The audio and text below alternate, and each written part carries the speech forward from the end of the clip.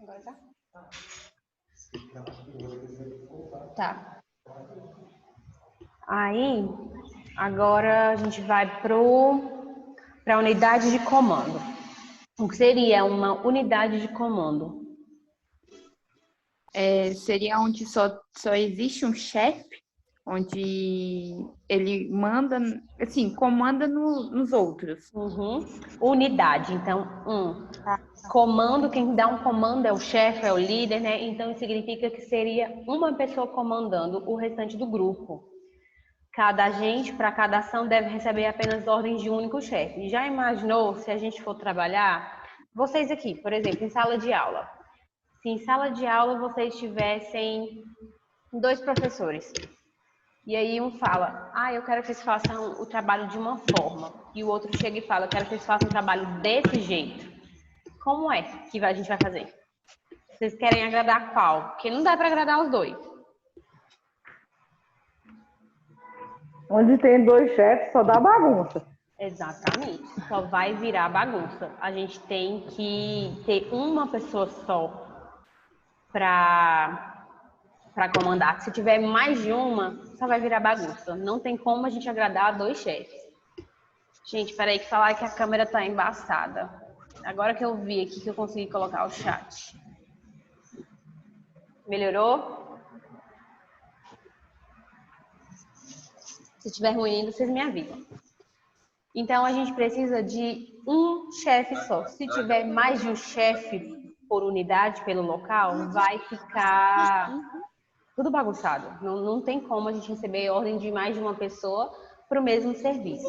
Então, unidade de comando é ter apenas um chefe para aquela ação. Conforme observou o Fayol, a pluralidade de chefes para um único setor dilui a autoridade de cada um deles sobre o seu subordinado. Então, ainda tem essa parte que a pessoa perde um pouco da autoridade dela, porque aí, às vezes, o outro chefe mais passa a mão, as pessoas gostam mais do outro chefe, deixam de obedecer o outro, né? Então, esse negócio de ter mais de um chefe, ele não funciona. A gente tem que ter uma unidade de comando, ou seja, apenas um chefe. E Fayol foi um dos teoristas, né, que tem as teorias de administração. Então, ele fala isso com todo empenho possível.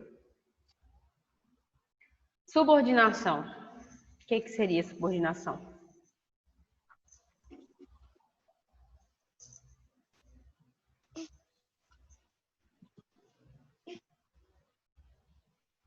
Não? Você tem alguém acima de você, como o enfermeiro, que te passa as atividades que têm que ser feitas. Certo? E aí a subordinação é o fato da gente obedecer, né, aqueles comandos, aquelas regras.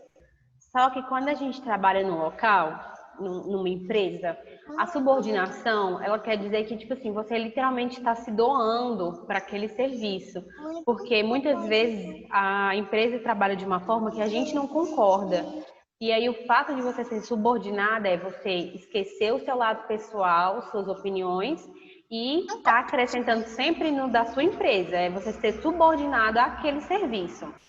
Então, o princípio da subordinação se refere à prevalência dos interesses gerais da organização. Então, se você tiver interesses pessoais ali dentro e você tiver que optar entre um e outro, é você sempre optar pelo bem maior, que é o da empresa.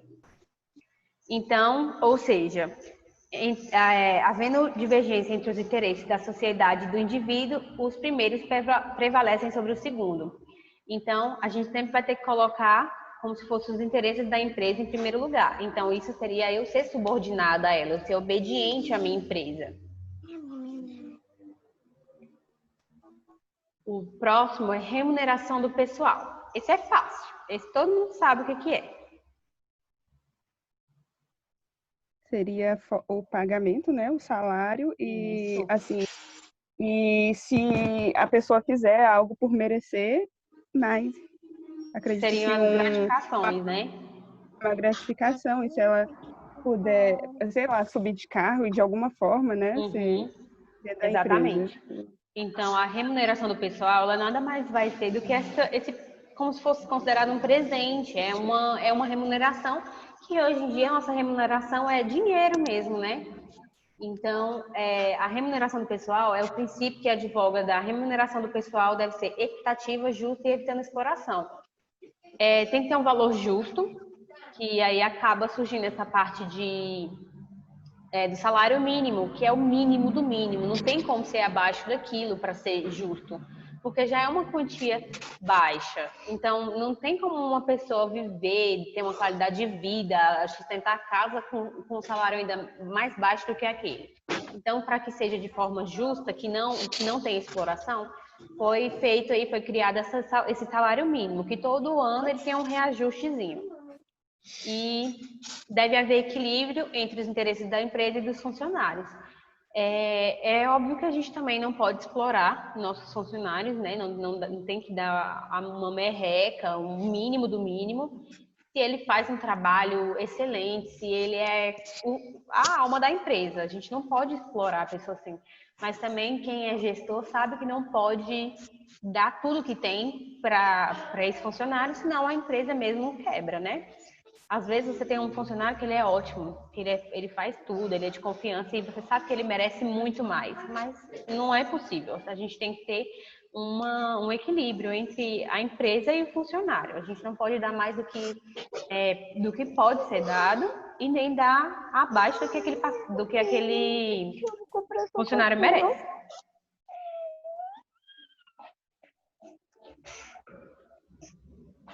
Centralização, o que vai ser?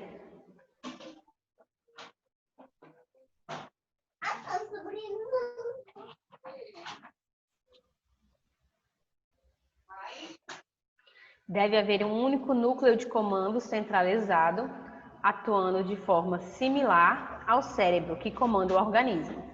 O organismo, a gente precisa de várias coisas para que um organismo funcione, né? A gente precisa do coração, do pulmão, do cérebro, dos rins, do fígado, tudo. Tudo precisa estar funcionando. Mas a gente tem que ter alguém ali comandando, certo? Seria no nosso organismo, isso vai ser nosso cérebro.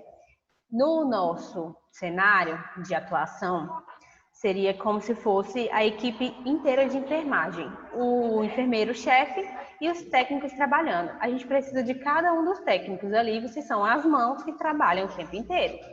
Então, a gente precisa das mãos, que seria como se fosse o nosso fígado, o rim, o coração, o pulmão, todo mundo ali é importante.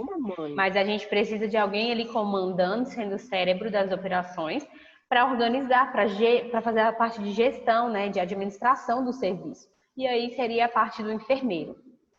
E aí a gente vai centralizar essa parte administrativa nele. Por isso a palavra centralização. Vocês estão conseguindo entender? Sim. Beleza.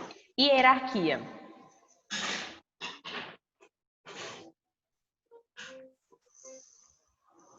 Essa é a mais fácil.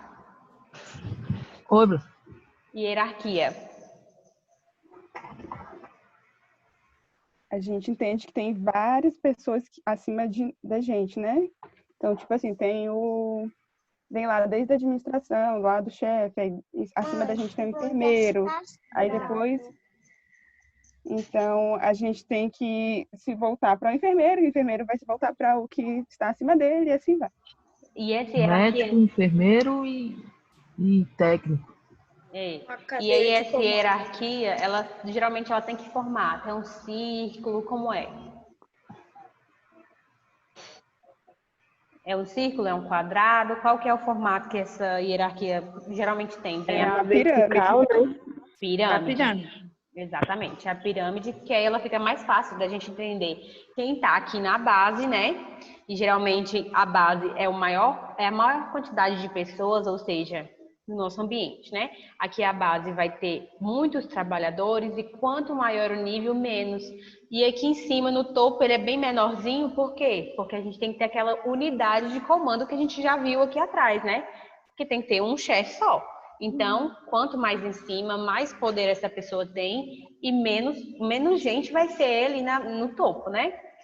Então, a hierarquia ela vai ter esse formato, geralmente, de pirâmide, que vai ser como se fosse uma cadeia de comando. Quem está aqui no topo manda mais e aí vai descendo.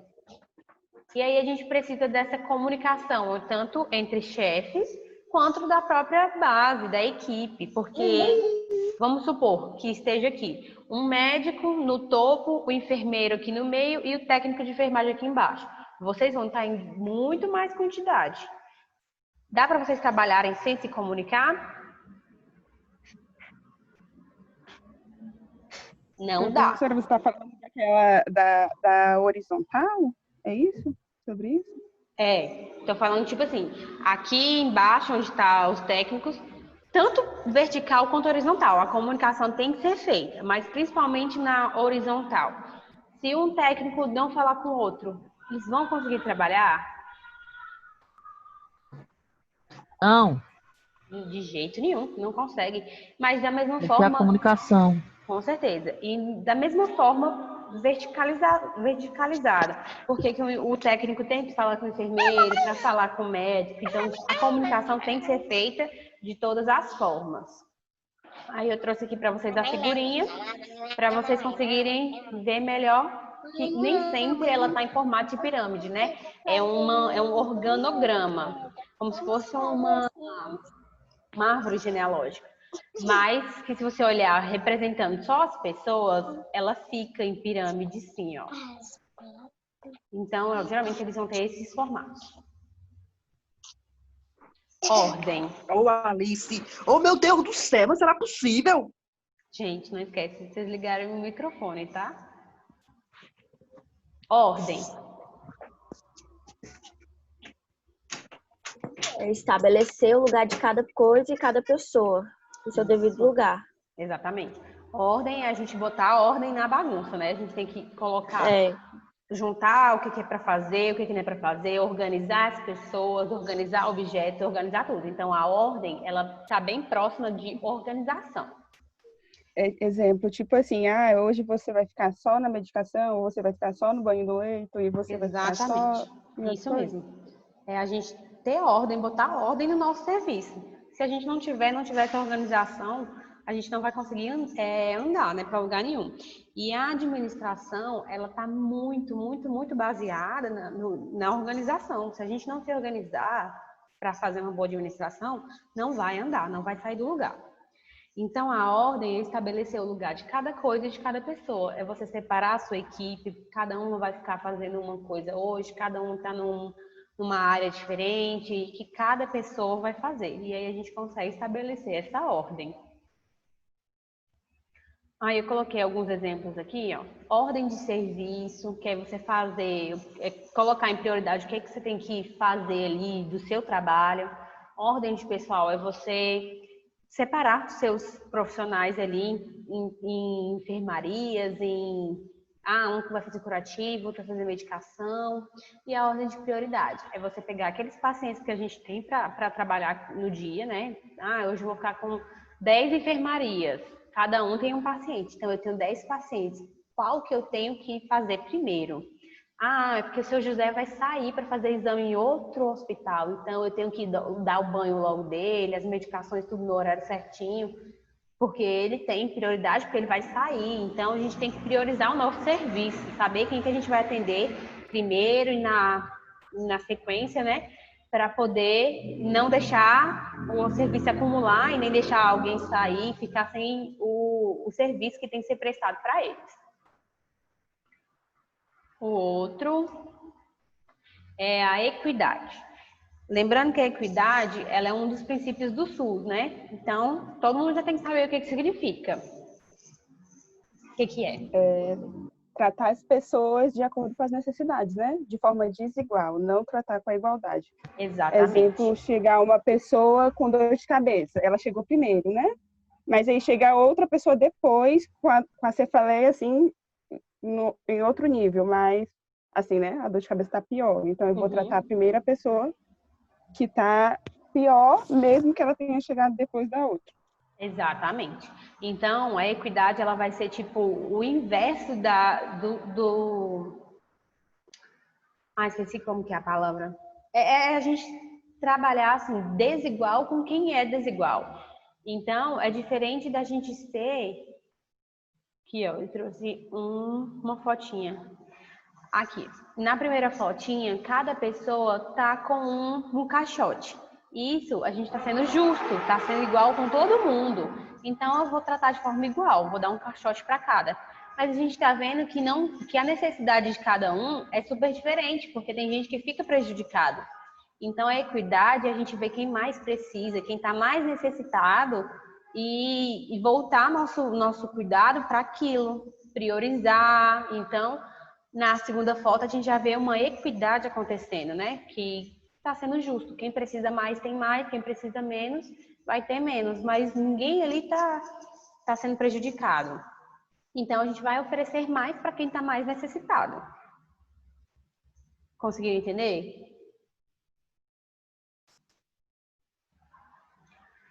O próximo, estabilidade do pessoal.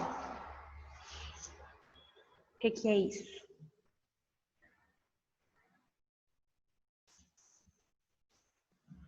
Estabilidade efetiva no princípio de quando você chega numa organização e precisa aprender o dia a dia daquilo e você tem que ter um tempo para poder ter isso, né?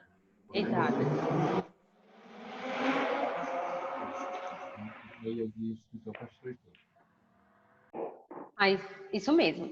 A estabilidade do pessoal é você deixar ele estável, literalmente estável ali por um tempo em algum local de serviço. Vocês já imaginaram que, tipo assim, se hoje eu vou trabalhar na UTI, aí eu não sei, vou aprender com a prática, né? Sei o básico que foi aprendido em sala de aula. Não tenho aquela destreza igual o pessoal que já trabalha lá. Então eu vou para a UTI. Aí eu tô aprendendo.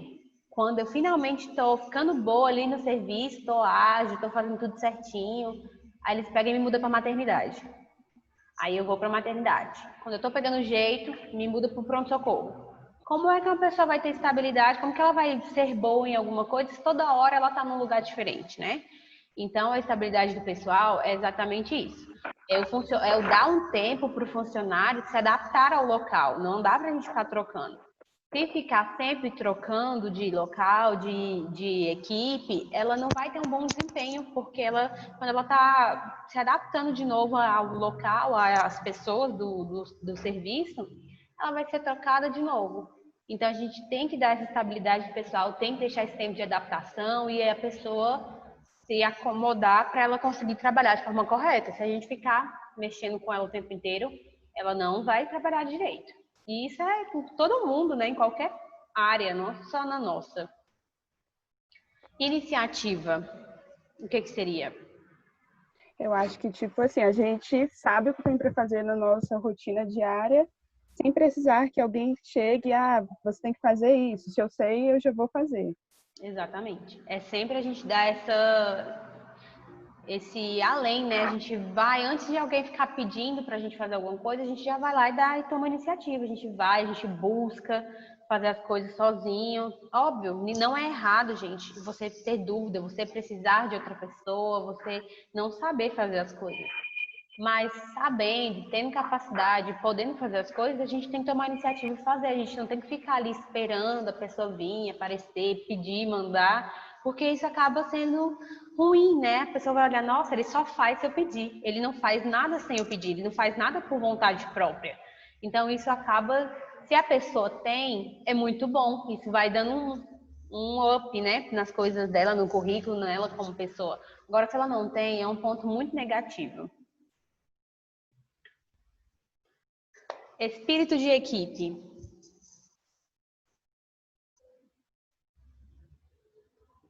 Trabalhar em equipe.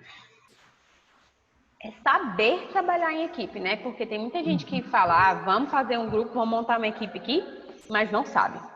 É aquela pessoa que fala bem assim, vou fazer os slides e vocês apresentam. Ela não tem comunicação com o grupo, as pessoas mandam as coisas, ela faz e manda de volta. Ela não participa, ela não tá junto.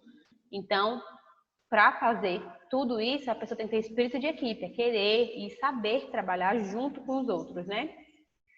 Se entende que o corpo social deve experimentar uma união similar à união dos organismos biológicos. Do contrário, os objetivos não serão comuns e os esforços não serão dirigidos de forma adequada às aspirações da empresa. Então, juntar realmente um grupo, uma equipe e todo mundo trabalhar junto ao querendo alcançar um único objetivo. Vamos supor que eu peço aqui em sala de aula um trabalho. Eu quero que vocês me expliquem como que funciona o centro cirúrgico. E aí vocês vão montar um grupo, vão trabalhar nisso, né? E aí um ajudando o outro, depois vocês vão vir aqui com o intuito de vir me apresentar o trabalho, ganhar uma nota boa, né? Mas explicar tanto para os outros alunos quanto para o professor como que é todo o funcionamento. Então, é um único objetivo, mas todo mundo correndo junto atrás desse objetivo. Não adianta cada um ir para o seu lado, porque aí não chega a equipe completa, né? Exemplo, pode ter como exemplo, tipo o SAMU, né? Que aí é uma equipe que está ali em prol de salvar uma pessoa, né? Então, todo mundo tem que estar alinhado. Exatamente. Alinhado. Já imaginou se acontece um acidente aqui, aí o SAMU chega, aí um fala, a gente tem que primeiro vamos estabilizar a coluna dele, aí o outro não, vamos primeiro fazer massagem cardíaca, aí o outro não, vamos colocar ela dentro da ambulância e levar para o hospital, lá eles se viram. Então, se cada um fizer uma coisa, mesmo que todos ali estejam querendo o mesmo objetivo, eles querem ajudar o paciente, mas se cada um for trabalhar de uma forma, eles não se unirem, não vai dar certo. Cada um vai querer ajudar de uma forma e aí o paciente no final não vai nem sobreviver, porque tem que trabalhar junto. Tem que ser, vamos fazer isso, depois a gente faz isso, depois a gente faz aquilo. Porque senão não vai dar certo. E isso é muito importante, gente, na nossa profissão. Tem muita gente que, eu não quero vir no plantão de fulano, que eu não gosto de trabalhar com fulano. Gente, isso não existe. Não tem como. Por mais que a pessoa você não goste, você não precisa ser amiga dela, você tem que trabalhar, ela é seu colega de trabalho. Você vai trabalhar, você vai fazer o que for necessário ali. Às vezes um paciente precisa de vocês dois juntos. Trabalhar de forma educável com o outro e trabalhar junto. Infelizmente, ali a gente está para trabalhar e melhorar a saúde do paciente. Então, esse é o nosso objetivo. Só que a gente tem que trabalhar junto, por mais que não é meu amigo. Não precisa ser. Precisa só haver educação entre os dois, né? No momento de trabalho e trabalhar junto mesmo ali. Porque senão vira bagunça. E a gente acaba, né, prejudicando a saúde de quem não tem nada a ver.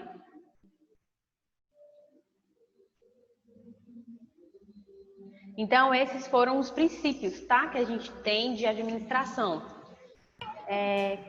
Se surgir alguma dúvida ao longo dos slides sobre isso aqui, vocês me perguntam. Ou pode fazer logo agora.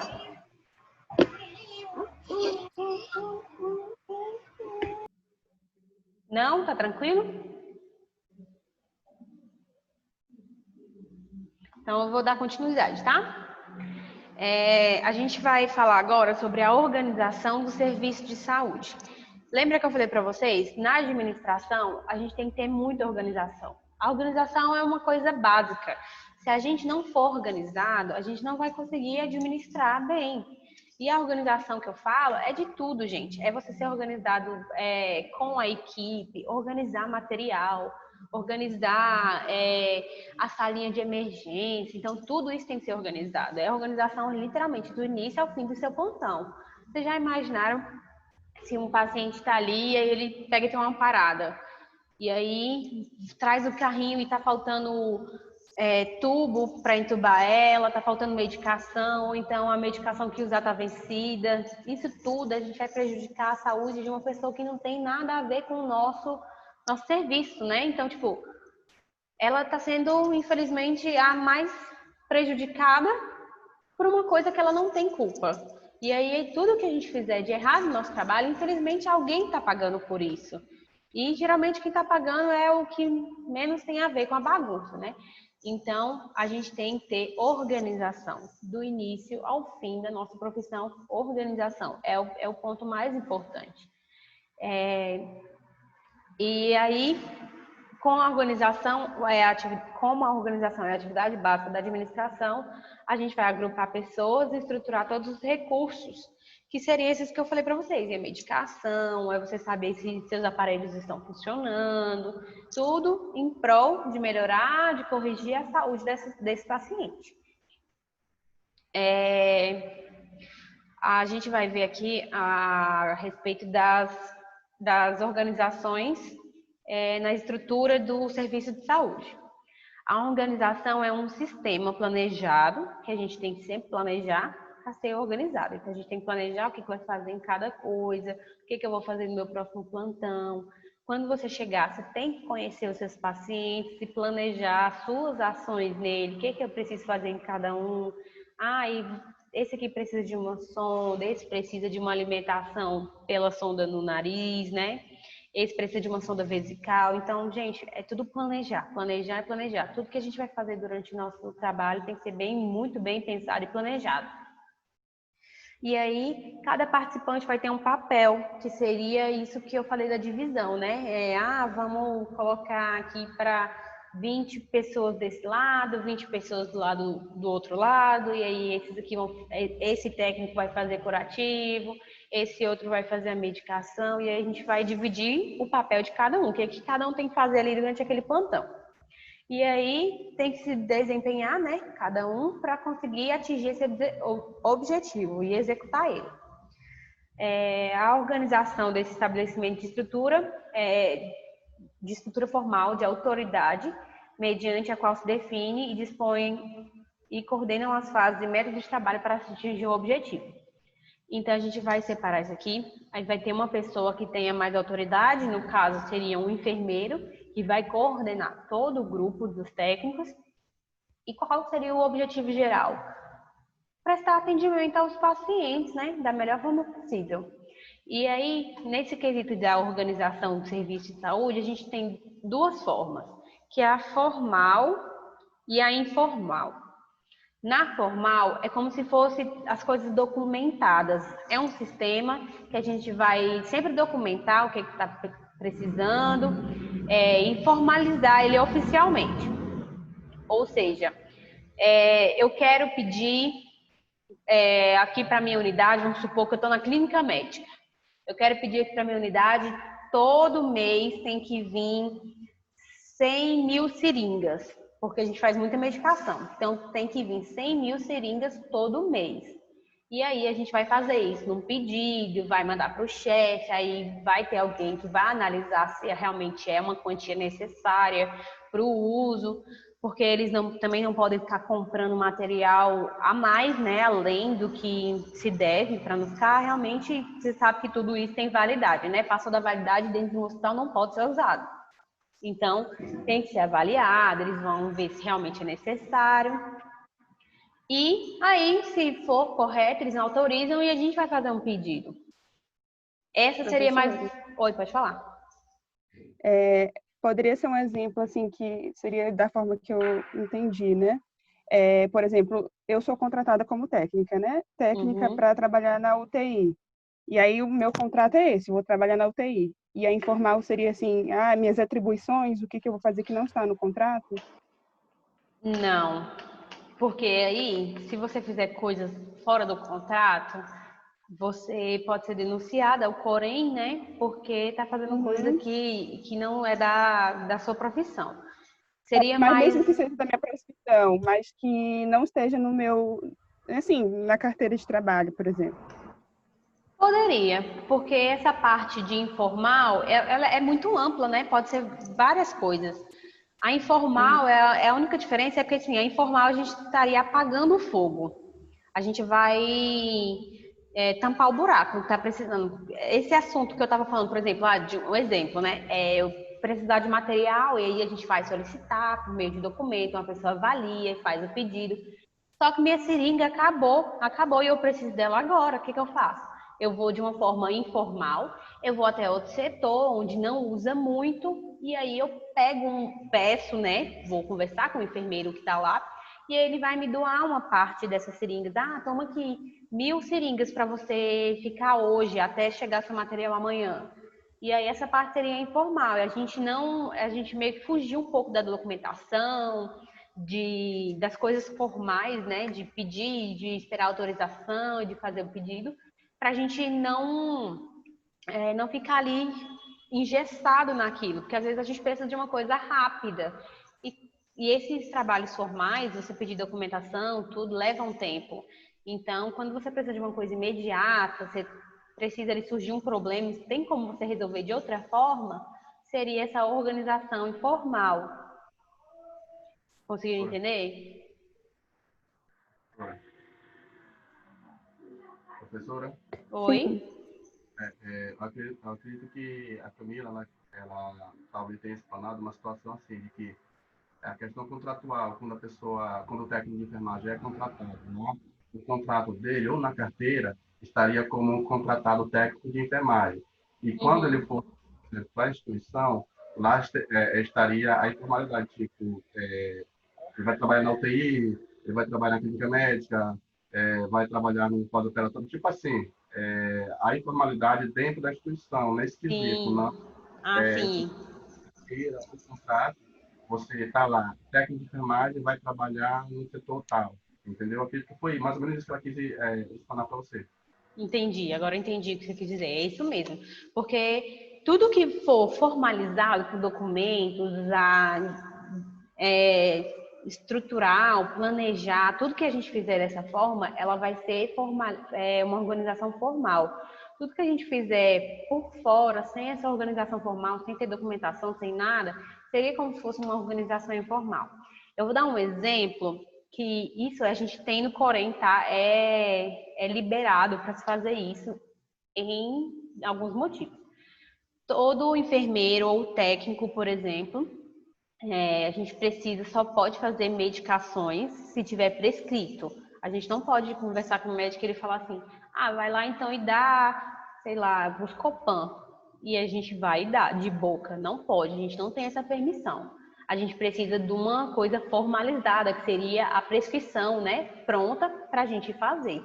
Mas no caso de emergência, se for uma parada, alguma coisa grave, em situações de emergência, a gente pode seguir prescrições do médico só dita. Então, se o médico falar, faz uma adrenalina, você pode fazer sem ter prescrição nenhuma. Essa já seria uma parte de organização informal, é você fazer coisas ali de imediato, que não está planejado, que não está formalizado em documento, porque precisa fazer naquele momento. Entenderam? Professora, agora que você falou de emergência, tipo a situação do oxigênio, que a gente pode dar até 3 litros ou 4, não lembro agora, e aí depois o médico prescreve. Mas, tipo assim, o enfermeiro com o técnico podem dar para o paciente. Se for uma emergência e tudo, a gente pode colocar ali de imediato para depois o médico formalizar, né? Colocar na prescrição, porque tem coisas que a gente não pode esperar. Não tem como esperar ele ir lá no computador e colocar isso e a gente atualizar o sistema para ir fazer. Tem coisas que a gente precisa fazer na mesma hora. Então, é um exemplo. E também não esquecer que isso não tem que ser notado, né? Para depois Exatamente. Depois isso tudo tem que ser reportado, tem que ser falado a hora que foi realizado tal e tal coisa, mas que na hora não dava para a gente esperar, a gente faz. Mas são coisas, né? Não pode fazer tudo dessa forma, é uma outra coisa. Mas vocês conseguiram entender a diferença da organização formal para informal? Sim, sim. Qualquer coisa vocês perguntem. Assim, no caso, a informal é tudo que vem de imediato, certo? Isso. Geralmente ela vem assim de imediato porque a parte formal, para a gente agir de forma formal, ela demora, ela é lenta. Então, algumas coisas a gente precisa mais rápido. Não que seja assim, sempre caso de emergência, mas às vezes a gente precisa de um andamento mais rápido, que o formal iria demorar mais. Entendi. Entendeu? Oi? Eu entendi. Eu acho que tá dando interferência no seu fone. Está ruim? Tá fazendo um barulho, que não tá dando pra ouvir direito sua voz. Então deixa pra próxima. Manda no chat. Pode mandar aí que eu olho agora. Essa fone de ouvido, deve ser o fone de ouvido. Tá parecendo que é o fone com mau contato.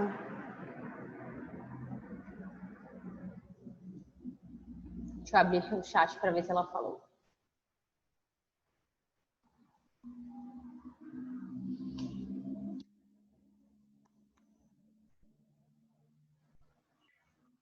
Mas vocês conseguiram entender essa diferença da organização formal para informal?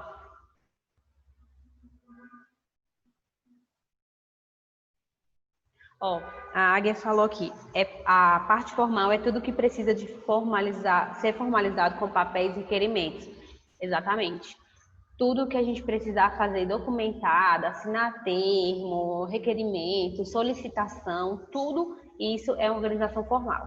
Agora, quando a gente age de forma um pouco errada, mas que a gente precisa, né, naquele momento, por exemplo, eu preciso desse material ali, eu vou em outro setor e peço, aí depois eu faço requerimento, então é agir de forma informal, é uma organização informal. Quando você vai ali e tapa o buraco de imediato para depois formalizar as coisas.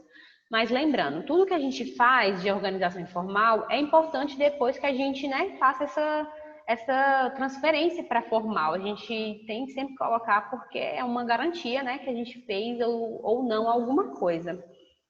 Quando a gente não tem nada anotado em sistema, em documento, nada garante que a gente fez. Então, sempre é bom ter alguma comprovação.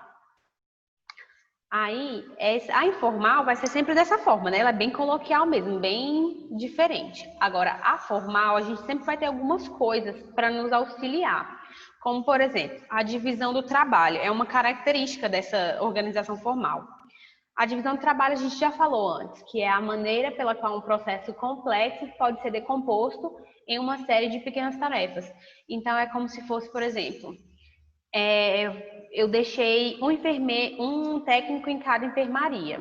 E aí, eu vou hoje fazer um documento falando o que a gente está precisando no nosso setor.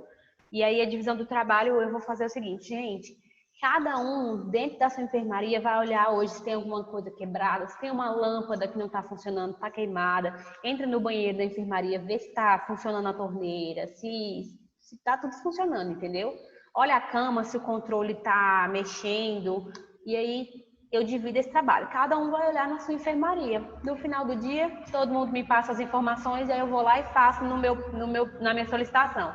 Preciso de 30 lâmpadas, eu preciso trocar 3 torneiras, e aí a gente vai solicitar para que venha. Mas aí, em caso de emergência, por exemplo, a torneira lá da enfermaria quebrou. Eu vou deixar vazando água até quando realmente alguém aparecer com uma torneira para mim? Não tem como, né? Então aí a gente vai agir de forma informal. Eu vou ali, fecho, boto um veda-rosca, tampa aquela torneira, até realmente uma torneira nova chegar e a gente conseguir trocar. E aí eu coloquei aqui no meio, eu coloquei até em vermelho, para a gente estar entrando nesse assunto. O que é uma equipe multiprofissional? Alguém me responde aí. Vou abrir aqui o chat para se alguém quiser escrever.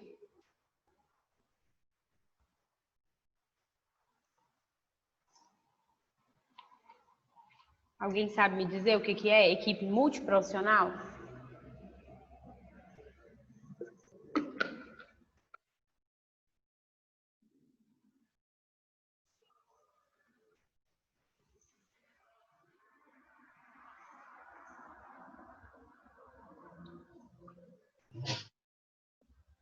Uma equipe composta de todos, médico, enfermeiro, agentes.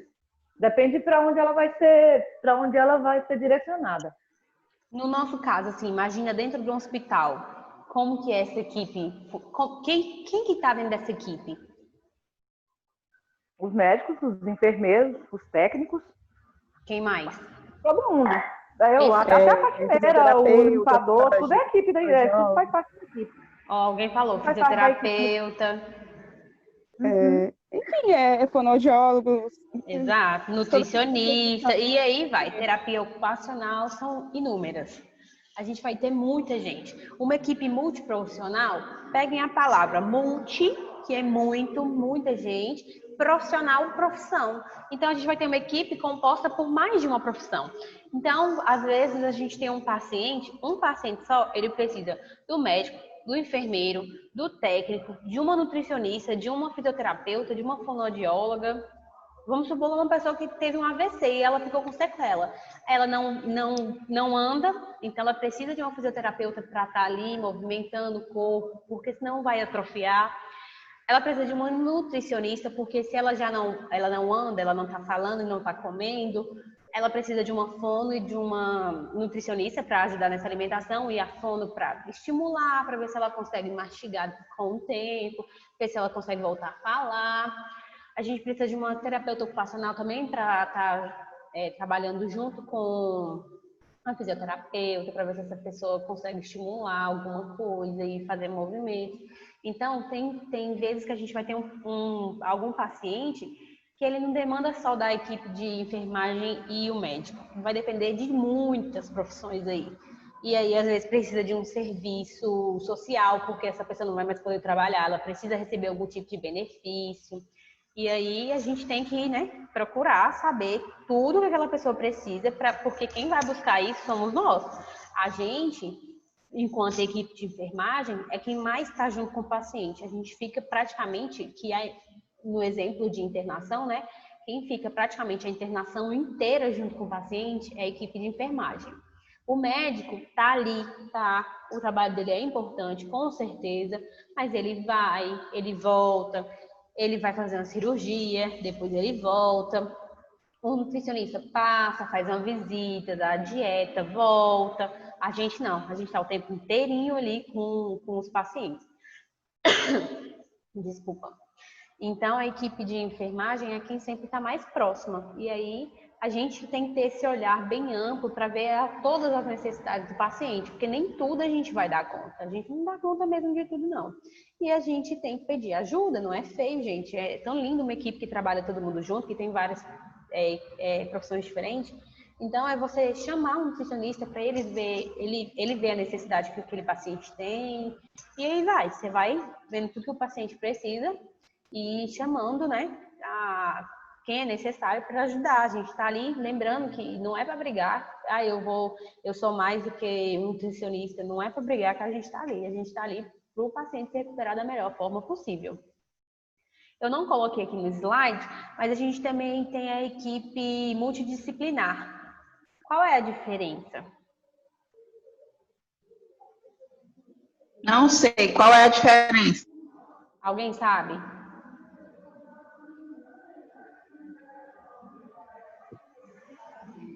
É a que está no dia a dia do paciente? Não, também não sei. Não. Não sei também. A multidisciplinar seria, por exemplo, é uma mesma profissão com várias especializações. Então, seria vamos supor que eu sou um médico. E aí, esse meu paciente vai precisar de um neuro, de um cardio, de um pneumo. Então, nós somos, né, da mesma profissão, mas a gente trabalha em áreas diferentes, disciplinas diferentes. E isso seria composto uma equipe multidisciplinar. É uma mesma área, profissão, só que em especializações diferentes. Conseguiram entender? Não? Entendi, professor. Vou resumir de novo as duas. Uma equipe multiprofissional vão ser profissões diferentes. Eu vou estar numa equipe com um médico, enfermeiro, um técnico, nutricionista, fisioterapeuta. Agora, a equipe multidisciplinar seria eu me reunir, eu fazer uma equipe para conversar sobre algum paciente. Eu sou enfermeira de emergência, uma enfermeira da maternidade, uma enfermeira da UTI, tudo que o meu paciente precisa, né? Não vão ser pessoas aleatórias, vão ser pessoas que ele está ali precisando. Só que da mesma profissão, só que de áreas diferentes. Entendeu?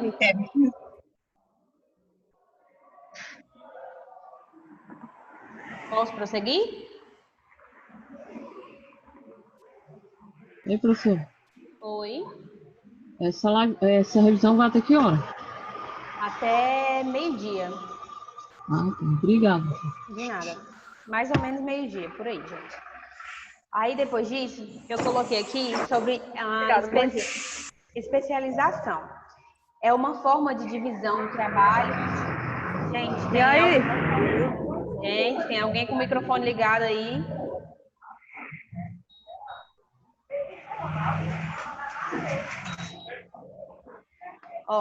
A especialização. Aí, tá tudo bem? Gente, Que bom.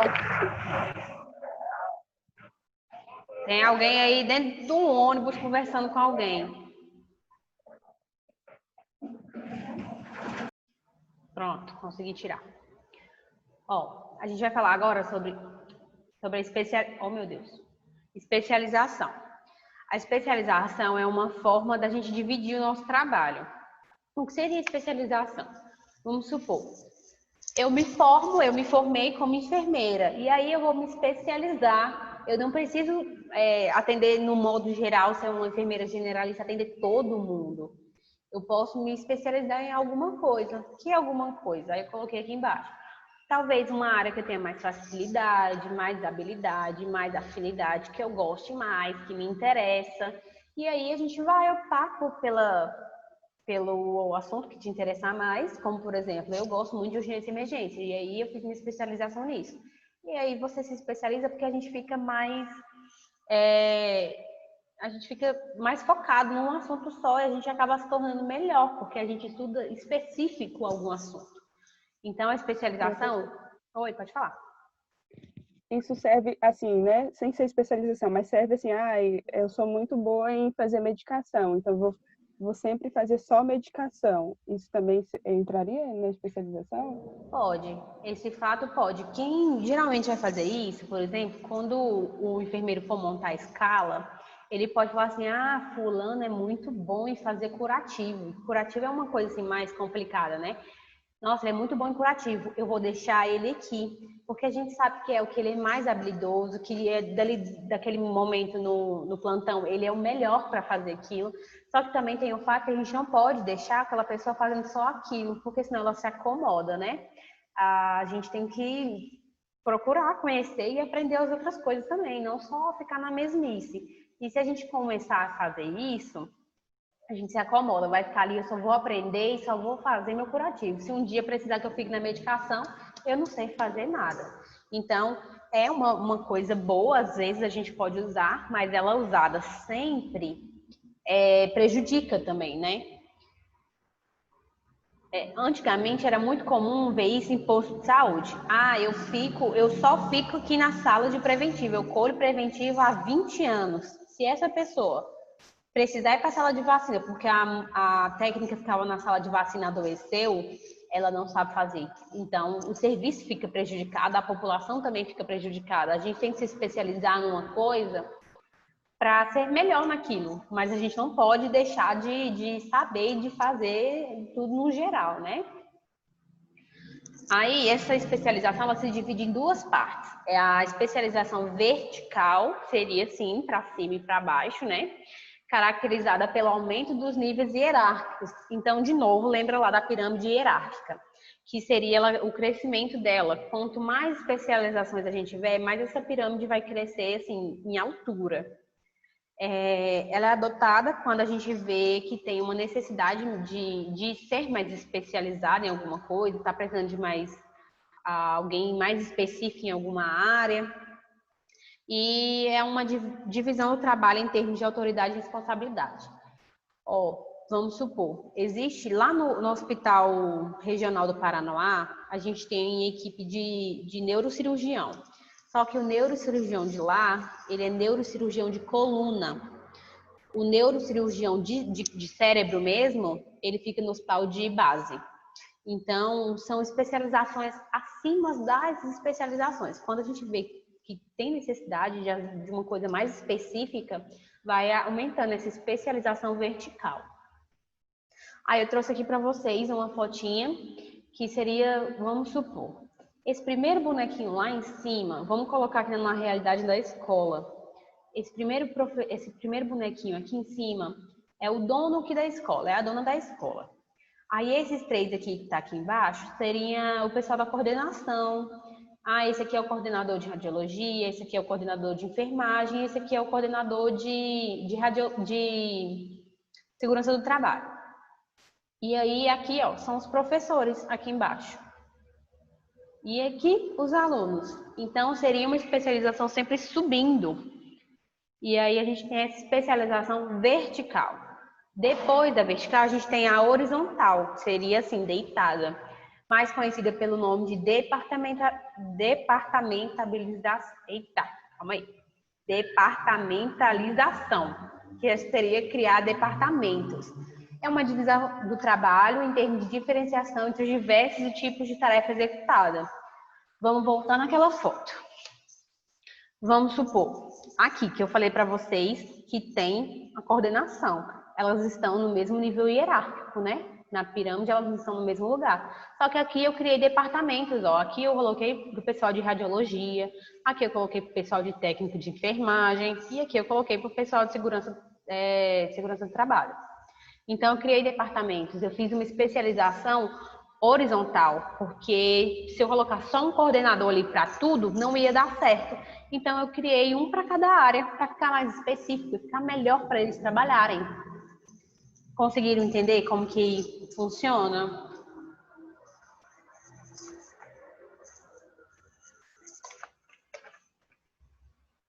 Conseguiu, gente? Vocês estão quietinhos agora?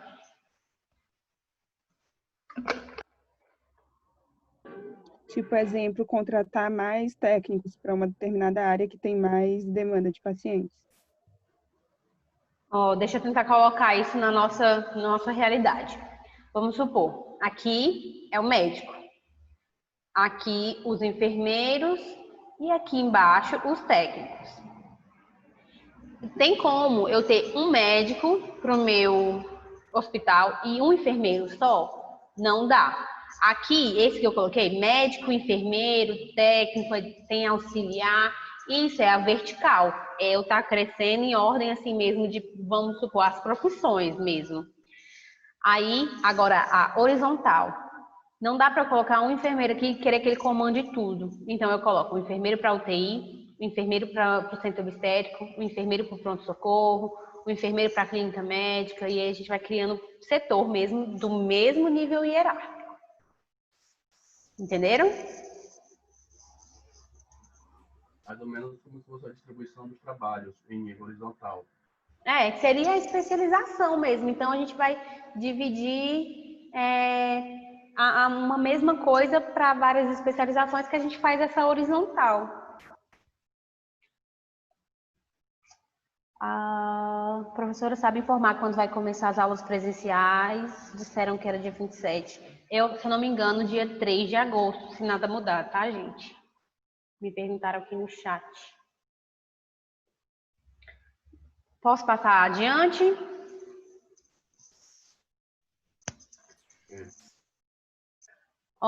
Para a gente ter uma estrutura organizacional no nosso trabalho, a gente precisa de 4 características, que é a responsabilidade, autoridade, comunicação e capacidade decisória. Se a gente não tiver isso, a gente não tem o mínimo do mínimo de organização. Por que a gente precisa ter isso? Um chefe, para ele conseguir ter organização naquele setor que ele trabalha, ele precisa de responsabilidade, não precisa? Então, a responsabilidade a gente já falou antes, que é a gente cumprir com as nossas obrigações, tudo que a gente tiver que fazer, e não só cumprir, a gente tem que cumprir do jeito que foi pedido, no tempo que foi pedido, na hora, no dia, né, as datas, tudo. Então, tem que ser tudo muito bonitinho. Se eu pedir um trabalho, se eu pedir para me entregar no dia 2, adianta vocês virem me entregar no dia 30? Não vai adiantar, né? Tem que ter responsabilidade de me entregar, mas me entregar no dia certo, no prazo, com tudo que foi pedido. Então, isso é ter responsabilidade. A autoridade é o direito de tomar decisões e de dar ordens, que a gente também já falou isso lá no início. Então, uma pessoa, para ter o papel de chefe, ela tem que ter a responsabilidade, a autoridade, comunicação. É muito importante, muito, na nossa profissão mais ainda. Se um chefe não tiver uma boa comunicação, como é que ele vai ser chefe? Já imaginou, além da comunicação e autoridade, eu chegar e falar assim, Joana, vai para mim ali no leito 3 fazer a medicação? Aí ela fala, não. Aí eu, tá bom então, deixa o paciente então sem a medicação. Não dá, gente, a gente tem que ter autoridade, tem que se impor e tem que conversar. Adianta também eu ir lá e mandar ela ir fazer a medicação e eu não me comunicar direito com ela, ela vai e faz qualquer medicação, sendo que eu quero uma específica. Então, a comunicação na nossa área ela é extremamente importante, porque uma comunicação errada vai gerar a morte de alguém. Ou vai fazer uma medicação de novo, ou deixa de fazer uma medicação, ou não passa uma sonda, ou não faz um curativo. Então, a comunicação, ela tem que existir muito claramente. E ela também não tem que ser só assim, não. O técnico fala para o enfermeiro fala para o médico. Tem que ser feita vertical, horizontal e diagonal. A pirâmide inteira tem que se conversar, porque senão não anda. Senão, se for só na vertical e vocês precisarem de pedir, olha, eu fui lá no paciente, ele está assim, assim, assim, eu preciso que o médico faça um raio-x. Ele está precisando, o paciente precisa de um raio-x. Aí vocês vão me dizer, vai dizer lá para o enfermeiro. E aí tem que esperar o enfermeiro ir falar com o médico. Para o médico dar resposta para o enfermeiro e eu ir lá no técnico e dar resposta. Isso não adianta, tem que andar de todas as formas, tem que pular, então a gente tem que ir lá, olha, vai lá no médico e fala, olha, esse paciente está assim, assim, assim, e ele precisa disso. Porque a gente não pode só esperar também andar, né, na vertical, porque às vezes o tempo é muito precioso. O outro é a capacidade decisória. Capacidade decisória é a gente ter essa capacidade de decidir, né, mesmo, de saber agir sob pressão e tomar decisão corretas, né? Quando a gente estiver precisando de tomar alguma atitude. E um chefe precisa disso? Precisa fazer escolhas, tomar atitude, e rápido, bem pensado, planejado? Precisa, né? Então, essas 4 coisinhas: responsabilidade, autoridade, comunicação e capacidade decisória. São as 4 características assim, principais que a gente precisa numa estrutura organizacional, né? Que é como se fossem características que um chefe precisa ter para ter ordem no serviço. Tudo bem? Até aí?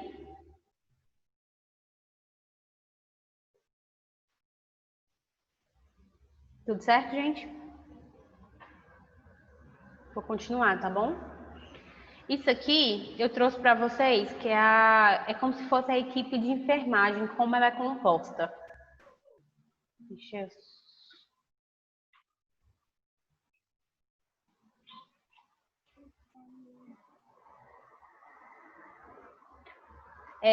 Como que a equipe é composta? Isso aqui vai variar de lugar para lugar. Cada instituição vai ter a sua. Pode ser diferente no público, pode ser diferente no particular. Então, isso aqui é como que é a nossa composição da equipe no modo geral, bem completa, mas isso não significa que vai ser assim em todos os lugares, tá? Então, a gente tem lá em cima, no topo da nossa pirâmide, o chefe do serviço, que é como se fosse um enfermeiro que gerencia o hospital inteiro. Então, ele fica bem mais na parte burocrática, ele não vai nem praticamente ter assistência nenhuma. Aí, a gente vai ter um assistente da chefia, porque a gente precisa de um auxílio, né? Ele também não vai dar conta de comandar um hospital inteiro sozinho.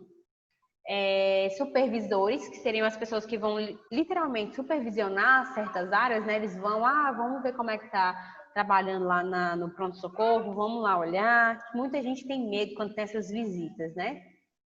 Enfermeiro-chefe das unidades, seria o enfermeiro, eu sou enfermeira-chefe da UTI, eu sou enfermeira-chefe do pronto-socorro.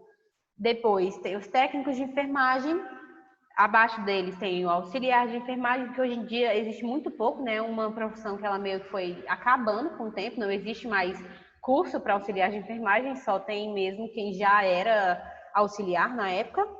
E abaixo desses auxiliares tem os secretários, que eu não costumo ver, eu acho que eu nunca nem cheguei a ver alguém trabalhando nessa parte, na equipe. Alguém conhece, já viu? Eu nunca cheguei a ver. Mas essa seria a nossa equipe completa, seria dessa forma. Grava, aprende isso aqui, decora essa ordem, ela é importante a gente saber, porque isso aqui muitas vezes no nosso trabalho, a gente vai precisar saber quem é o nosso chefe para a gente ir falar com ele. Então estudem isso aqui, tá? É importante, tá?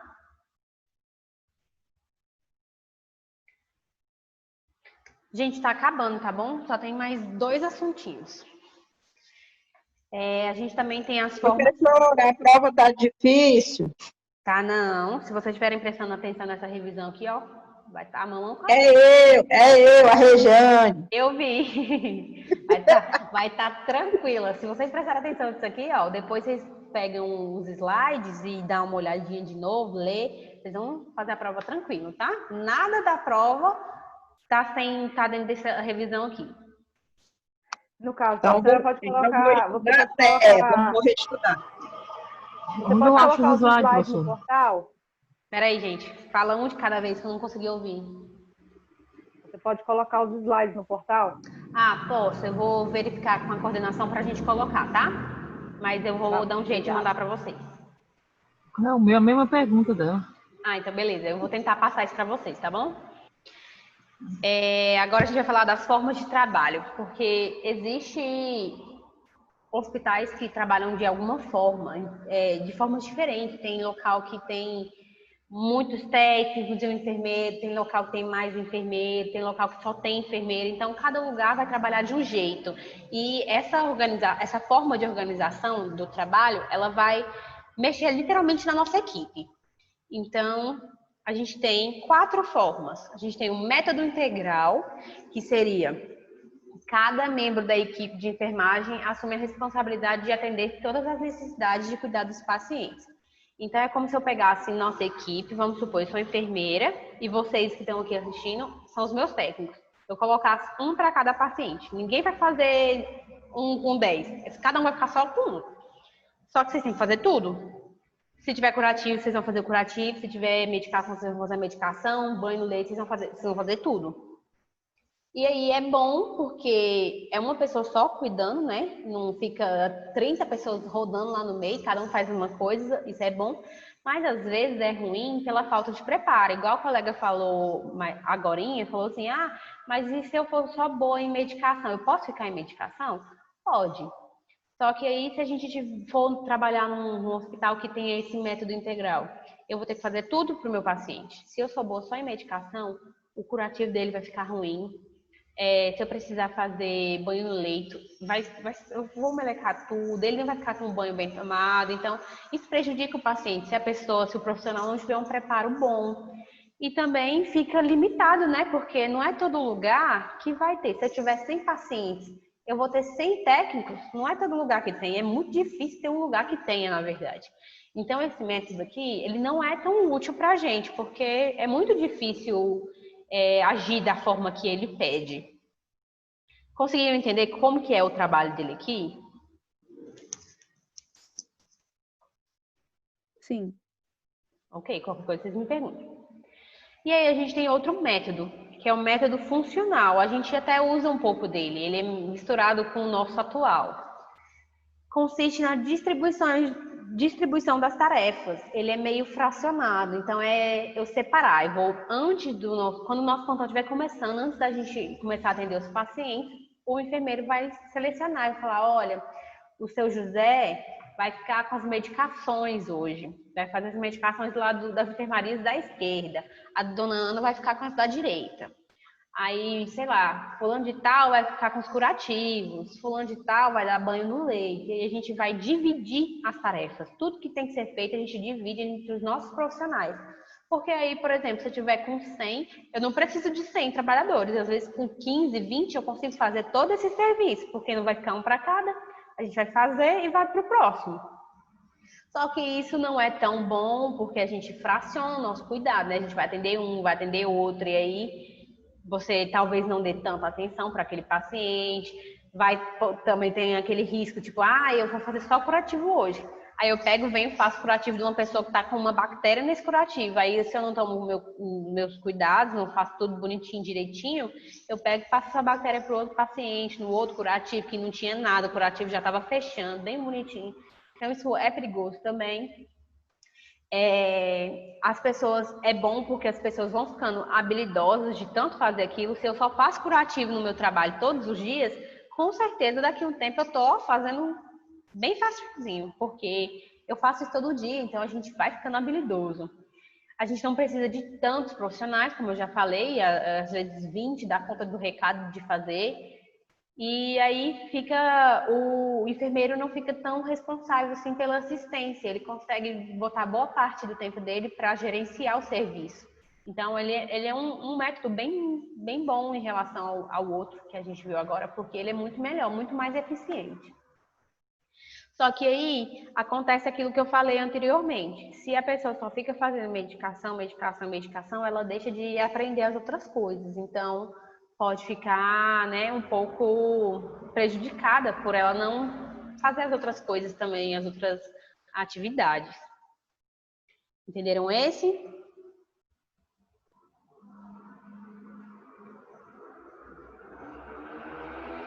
Conseguiram entender, gente?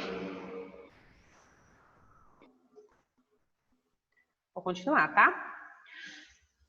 A gente vai ter o método de enfermagem em equipe, que é uma equipe, a gente vai montar uma equipe como um enfermeiro comandando. Então, é também o que a gente faz hoje em dia. Vai ter equipe composta por técnicos e vai ter um enfermeiro mais na parte de gerência. Aí o enfermeiro vai ser o líder da equipe e é responsável por conhecer todos os pacientes que estão ali internados naquele momento, e a gente vai planejar as atividades dele. A gente não tem como o enfermeiro, só por ele ser enfermeiro, ele chegar e dar as ordens. Ele tem que conhecer todos os pacientes que ele vai atender ali, as necessidades. Eu não falo conhecer, é você saber o nome do cachorro, do papagaio, saber onde a pessoa mora, a família, não é isso. É você saber o que a pessoa tem, o que ela precisa. Aí não adianta você também chegar e falar assim, seu fulano, seu José, você está com pneumonia, você tem que andar que vai ajudar, vai melhorar. Se ele tem um problema no pé, ele está com uma ferida no pé, ele precisa de bengala, não adianta. A gente tem que saber conhecer mesmo nossos pacientes, para a gente saber as limitações dele também e a gente saber a melhor forma de ajudar, mas com as limitações, né? E o enfermeiro também tem que ter aquele dom da comunicação, tem que se comunicar de forma clara, tanto com os profissionais, que vai estar ali trabalhando junto, tanto quanto os pacientes. Ele tem que ter uma comunicação muito boa, muito clara, porque senão ele não vai ser um bom chefe.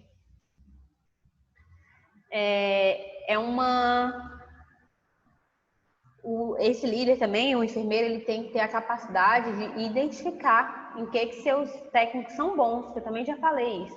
Ele tem que ver, nossa, a técnica tal, a Ana, ela é muito boa no curativo. Gente, ela faz curativo assim que eles melhoram tão rápido. É você identificar a qualidade daquele profissional e você tanto botar ele para fazer aquilo, quanto você elogiar também, gente. A gente trabalha tão melhor quando as pessoas elogiam, reconhecem nosso trabalho, né? É tão ruim a gente trabalhar, dar sempre o melhor e ninguém valorizar. Então, a gente tem que valorizar e aí a gente pode usufruir disso para, nossa, Ana, você é tão boa, você podia me ajudar a montar um curso para a gente ensinar os outros técnicos? Aproveitar disso como uma oportunidade para ensinar outras pessoas, não é também para guardar o conhecimento para si, não. E aí, isso é um ponto satisfatório também, né? A gente conhecer as coisas boas que os outros profissionais fazem. Mas ele também tem a desvantagem porque a atenção é fragmentada, vai dividir, vem um para medicação, vem um para curativo, vem outro para banho, é sempre dividido, sempre é uma pessoa diferente. E aí pode acontecer esses erros no cuidado que eu falei para vocês, é uma pessoa passar uma infecção para outra e por aí vai. Oi? Professor, o método de enfermagem em equipe seria a mesma coisa do funcional? Não, eu achei bem parecido. Eles são muito parecidos, por isso que eu falei, são os dois que praticamente assim, a gente utiliza hoje em dia, né? Que é a gente ter a equipe comandada por um enfermeiro e a gente dividir as funções. Eles são quase unidos, a gente divide eles assim, mas eles são bem próximos. Eles são, no nosso modelo atual, a gente utiliza os dois juntos, né? E aí, esse é o grande problema também, são os erros que podem acontecer. Como, por exemplo, se eu fico responsável por fazer a medicação de 10 pacientes, eu posso me confundir, eu posso não prestar muita atenção na hora de preparar ou de aplicar e fazer uma medicação errada, porque é parecido, porque eu confundi o número do leito. Então, é um trabalho que também exige muito mais nossa atenção, porque a facilidade de errar é muito grande. E aí a gente tem o último, que é a enfermagem primária, que ela surgiu, ela é bem antiga, na década de 70, que é quando a equipe é composta só por enfermeiros. Nessa época a gente não tinha a especialização do técnico, né? Antigamente era só enfermeiro.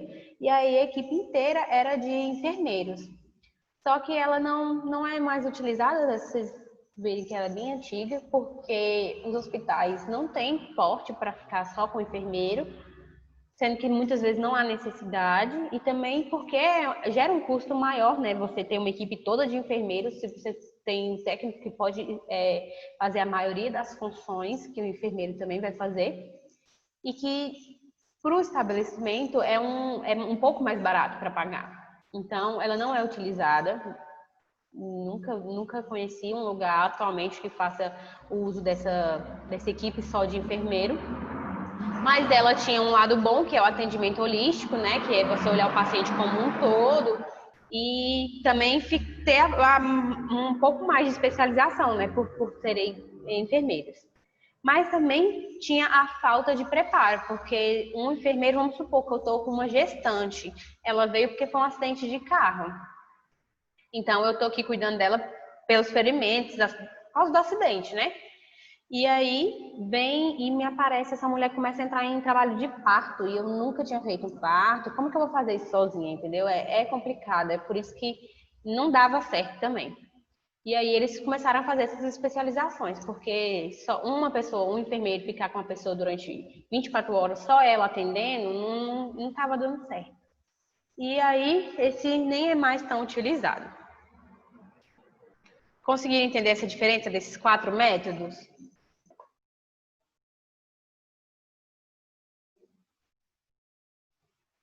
Vai me dando retorno de vocês, gente, se vocês estão entendendo ou não. Sim, professor. Beleza. Agora, a gente vai para a nossa última parte, a gente já finaliza. É uma parte bem tranquila e é a mais dinâmica que a gente vai ter aqui da nossa matéria. O resto é bem teórico, né? A gente vai ter aqui 4 medidas de precaução universal. O que é isso? Medidas de precaução são formas que a gente vai se cuidar, né, e cuidar dos pacientes para a gente não pegar nenhum tipo de doença, não passar para o paciente e nem passar de um paciente para o outro. Então, são medidas de prevenção mesmo de doenças. Universal porque ela é utilizada no mundo inteiro. Então, onde você for, vai ser, se apenas trocando a língua, vai ser a mesma forma em qualquer lugar do mundo, tá? A gente tem a padrão, a gente vai ter a de contato, gotícula e aerosóis. A padrão, ela é a mais simples, a gente usa o tempo inteiro, até sem nem prestar atenção. Ela é uma... Desculpa, gente, deixa eu beber uma água aqui.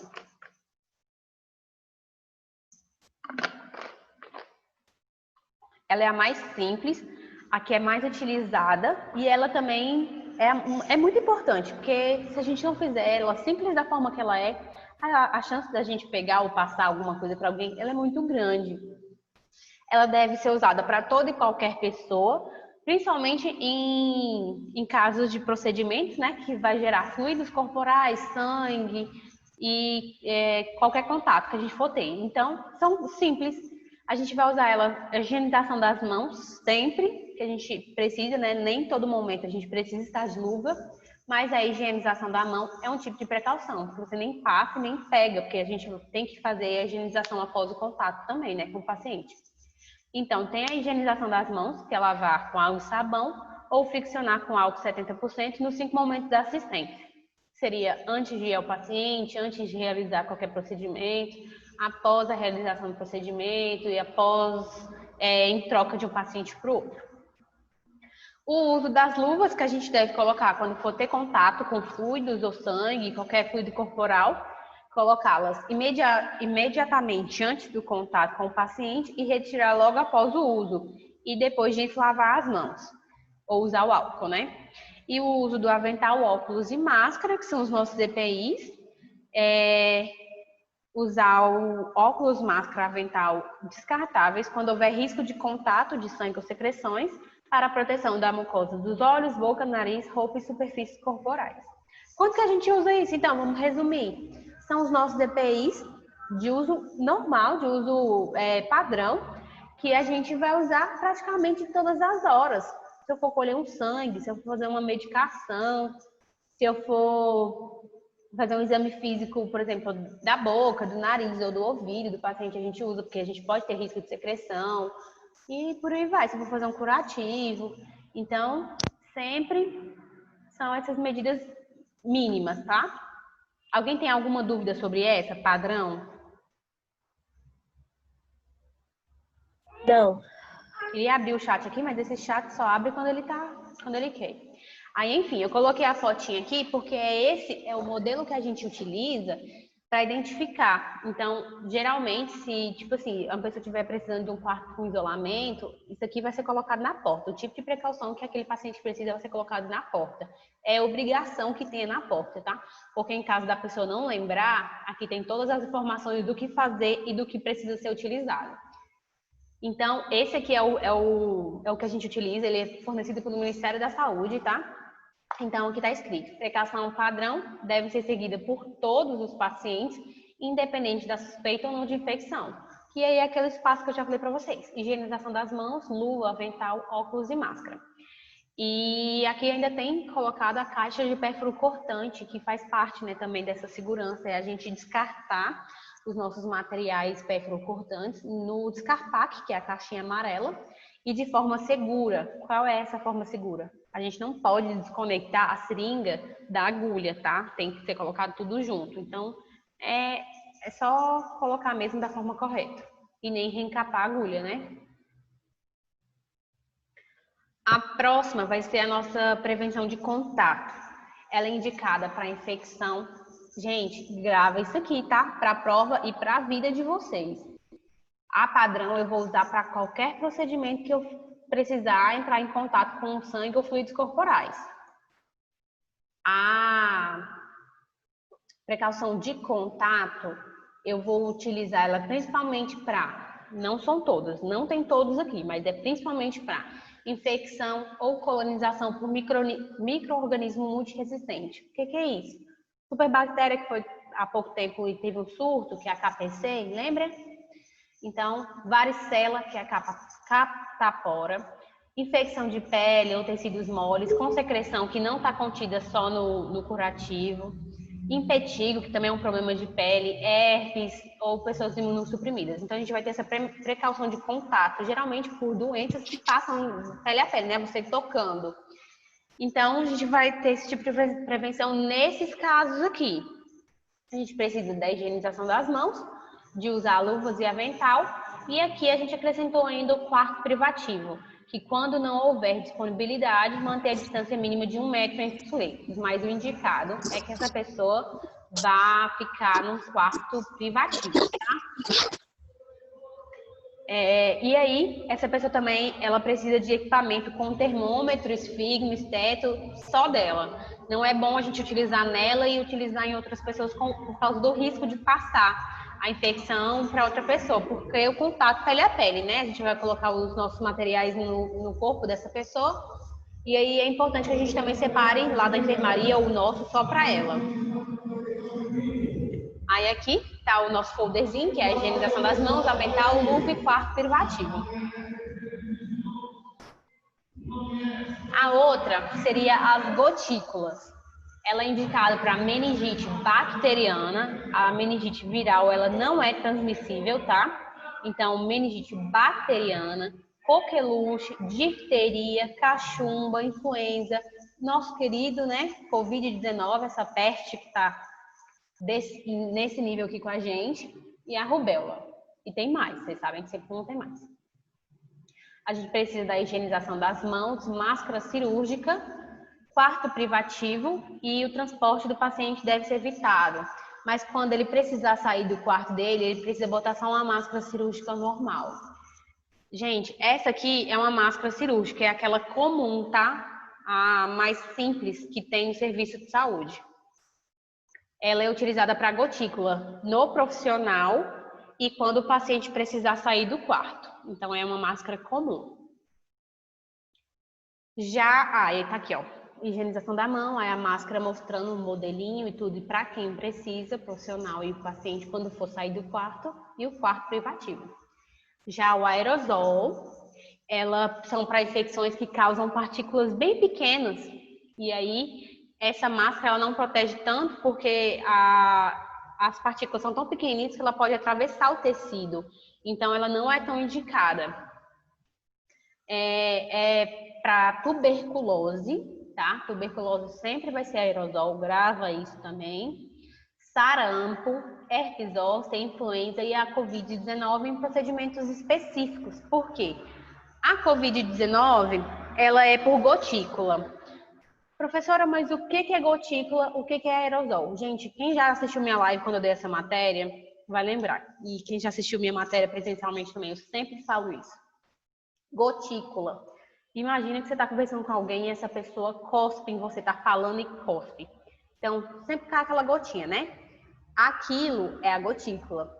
Agora, imagina quando você está num lugar assim na sala de aula e alguém espirra, e aí você sente aquele cheiro de baba no ar, fica aquele cheiro ruim no ar, de baba mesmo, quando a pessoa espirra.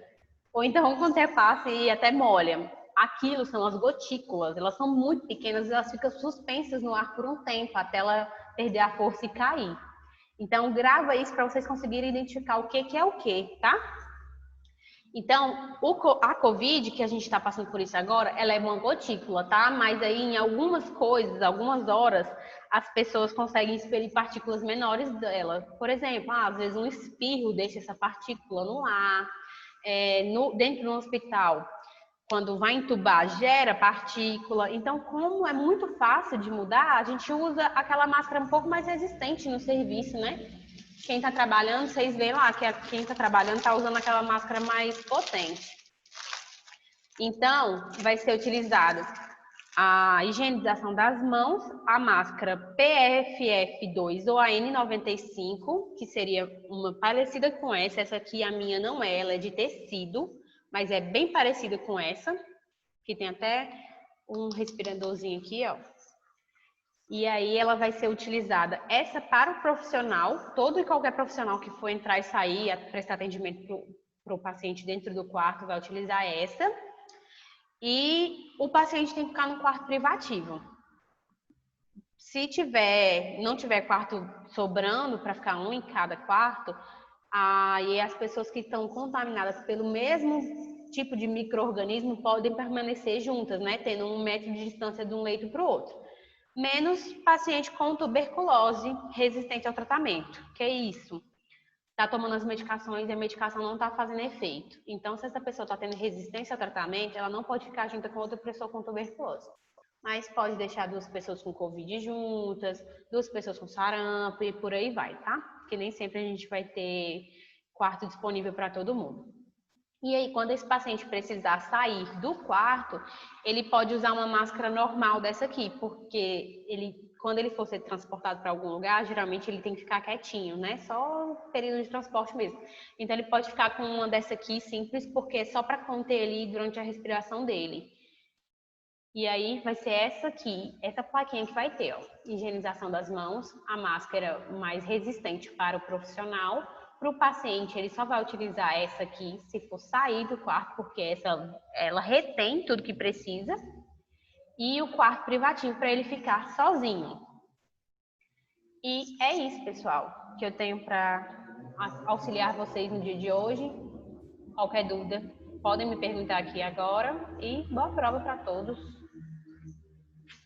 Carla? Oi? A Hanseníase está em qual área? Na aerosol ou no contato? A hanseníase, deixa eu pesquisar aqui. A hanseníase, ela tem um grande viés porque ela... Deixa eu olhar aqui, rapidinho. Eu não sei todo, gente. Isso a gente vai ver muito com o tempo, tá? Porque a gente não vai gravar tudo.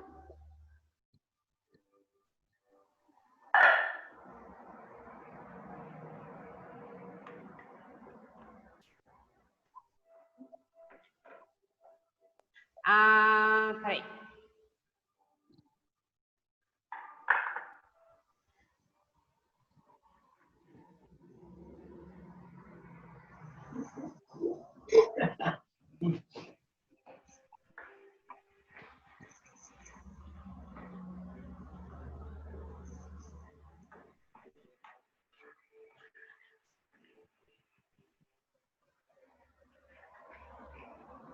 Olha, eu acho que eu tenho isso aqui bem aqui. Peraí, que eu vou te mostrar agora.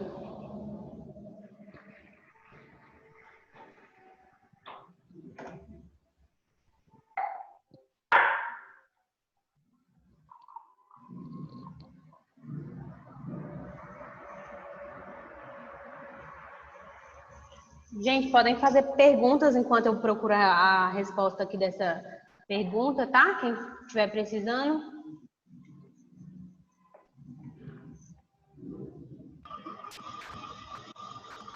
Professor, como é que vai ser somada a nota da prova? Porque já tem aquela de trabalho que a gente fez.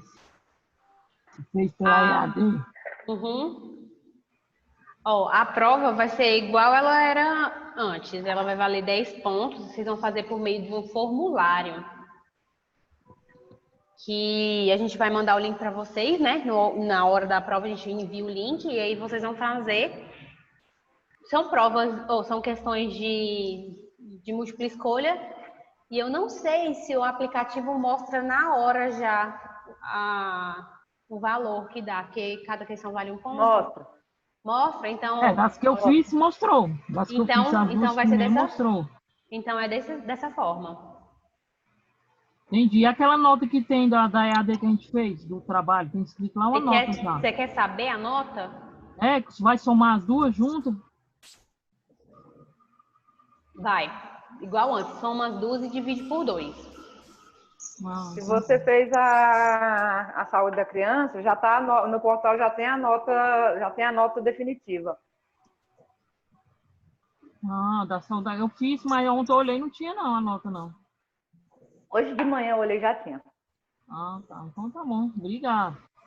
Nada. Gente, eu não tô achando aqui, mas ela ou vai ser gotícula ou aerosol, porque ela é expelida pelo pulmão. E eu tenho isso aqui porque eu já dei essa aula. Peraí que eu vou achar para vocês.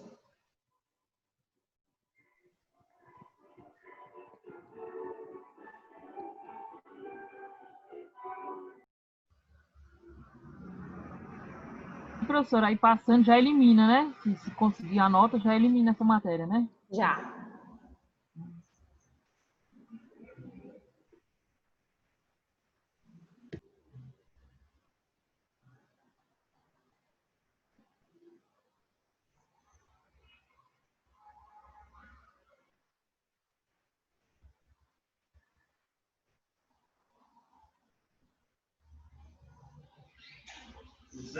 Tudo certo, já tô finalizando, tô só tirando uma dúvida de uma. Peraí. Não, nem finalizei ainda. Você não finalizou a aula? Não, é porque uma aluna, eu já terminei, mas uma aluna me fez uma pergunta e ela pediu para pesquisar um negócio. Eu tô procurando aqui nos meus slides para ela. Já encerrou o Zoom já, né? É só converter o vídeo.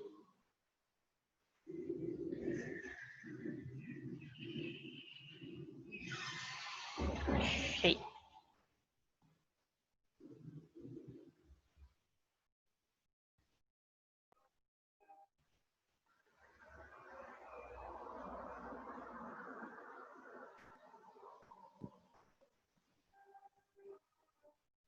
Cadê, gente? Quem tá aqui ainda? Que eu perdi, achei. Eu tô aqui. Ó, não estou conseguindo achar se ela é gotícula ou aerosol, mas vai ser uma das duas. Porque ela é expelida pelo pulmão, tá bom? E é isso, gente. Alguém tem... Aliás, eu pensei que fosse pele. Não, não é. É comum as pessoas acharem que é a pele porque dá problemas geralmente na pele, né? Aparecem muitas feridas. Mas ela não é, não. Ela é uma partícula que ela entra pelas vias respiratórias. Beleza. E é isso, gente. Alguém tem alguma dúvida? Valeu. Quer fazer alguma pergunta? Obrigada. Dona Francisca tá dentro do ônibus, meu Deus do céu. Ninguém tem mais nenhuma dúvida? Não. Tchau.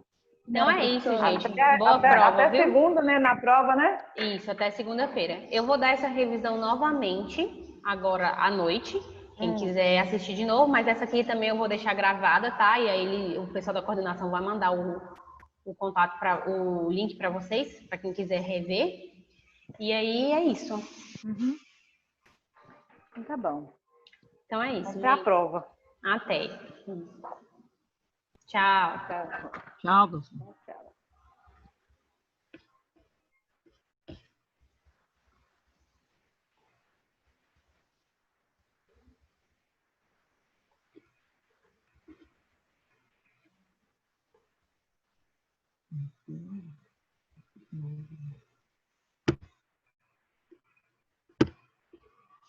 Acho que tem que sair lá. Dá pra gente esquecer sair. O que a professora fez aqui?